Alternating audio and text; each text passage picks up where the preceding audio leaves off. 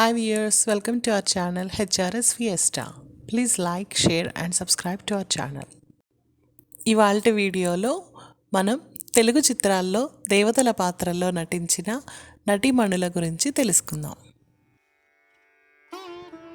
తెలుగు చలన చరిత్రలో దేవత అన్న వెంటనే ప్రేక్షకులకు మొదట గుర్తొచ్చే పేరు కేఆర్ విజయ. కేఆర్ విజయ గారు దేవతగా ఎన్నో గొప్ప చిత్రాలలో నటించి అలరించారు. ఆమె ముఖంలో ఉండే నిర్మలమైన చిరునవ్వు దేవతను తలపిస్తుంది.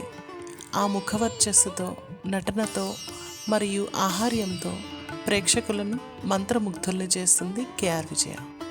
గడుసు పాత్రలో నటించే వాణిశ్రీ గారు కూడా పార్వతీదేవిగా నటించి మెప్పించారు.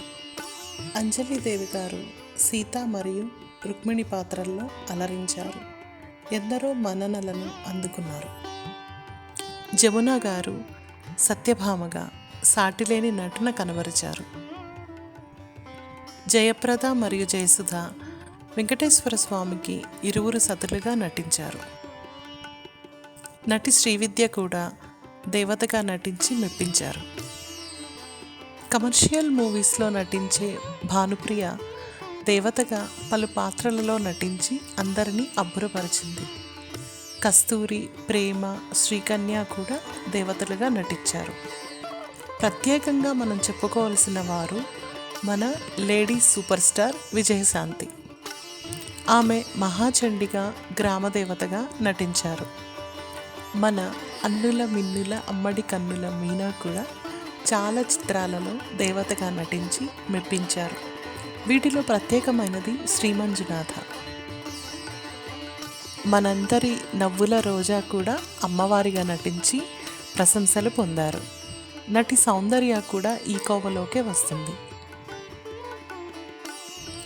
విశ్లేషకులను సైతం ముక్కున వేలేసుకునేలా చేసిన ఘనత మన రమ్యకృష్ణకే దక్కింది. ఆమె దేవతగా నటించకపోతే ఏ ఒక్కరూ ఆమోదించలేదు. కానీ ఆమె తన నటనతో ప్రతి ఒక్కరి చేత నీరాజనాలు అందుకున్నది.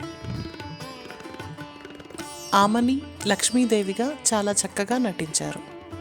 చివరిగా నయనతార ముక్కుపుడక అమ్మవారిగా మరియు సీతగా నటించి అందరి ప్రశంసలను అందుకున్నారు. వీరిలో మీ ఫేవరెట్ ఎవరో కామెంట్ రూపంలో తెలియచేయండి.